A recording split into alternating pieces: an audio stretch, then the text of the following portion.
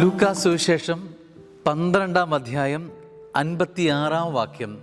വചനം എങ്ങനെയാണ് ആരംഭിക്കുന്നത്? കപടനാട്യക്കാരെ, ഭൂമിയുടെയും ആകാശത്തിൻ്റെയും ഭാവഭേദം വ്യാഖ്യാനിക്കാൻ നിങ്ങൾക്കറിയാം, എന്നാൽ ഈ കാലത്തെ വ്യാഖ്യാനിക്കാൻ നിങ്ങൾക്കറിയാത്തത് എന്തുകൊണ്ട്? സ്നേഹമുള്ളവരെ, ഈ കാലഘട്ടത്തെ സുവിശേഷം കൊണ്ട് നമ്മൾ വ്യാഖ്യാനിക്കേണ്ടതായിട്ടുണ്ട്. സുവിശേഷം ഒരു കാലഘട്ടത്തിൽ എഴുതപ്പെട്ടതാണ് എന്ന് ചിന്തിക്കരുത്. അത് ഇന്നും അതിന് വേരോട്ടം ലഭിക്കേണ്ടതാണ്. നമ്മുടെ ജീവിതത്തിലേക്ക് അതിന് വേരോട്ടം ലഭിക്കണം. ജീവിതത്തിന് പ്രസക്തിയുണ്ട് എന്ന് തിരിച്ചറിയണം. വചനം ഉരച്ചു വേണം ഓരോ ദിവസത്തെയും മുൻപിലേക്ക് കടത്തി വരാൻ.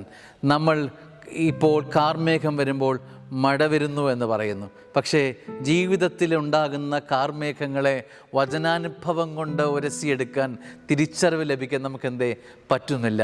ജീവിതത്തിലേക്കൊരു കാർമേഘം പോലെ മ്ലാനത വരുമ്പോൾ ഇത് ദൈവാനുഭവം ചോരുന്നതാണെന്ന് നമുക്കെന്തേ വായിച്ചെടുക്കാൻ പറ്റുന്നില്ല.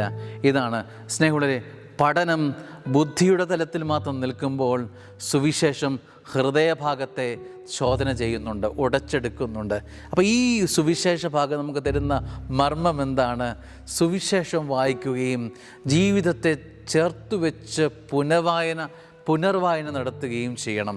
ദീപിക, മനോരമ, പത്രം നമ്മൾ പ്രഭാതത്തിൽ വായിക്കും, എന്നിട്ടത് മാറ്റിവെക്കും. അതുപോലെയല്ല, വിശുദ്ധ സുവിശേഷം വായിച്ച് ഇന്നത്തെ ദിവസത്തിൻ്റെ കൃപകളെ ആർജിച്ചെടുക്കാൻ, ഈ വചനത്തിന് ചേർത്ത് വെച്ച് വായിച്ചെടുക്കാൻ നമുക്ക് സാധിക്കണം. അങ്ങനെയാണ് വചനത്തിന് ഇന്ന് കാലികമായ പുനർവായന നമ്മുടെ ജീവിതം കൊണ്ട് നടത്തുക. അനുഗ്രഹമാവട്ടെ ഇന്നത്തെ ദിവസം.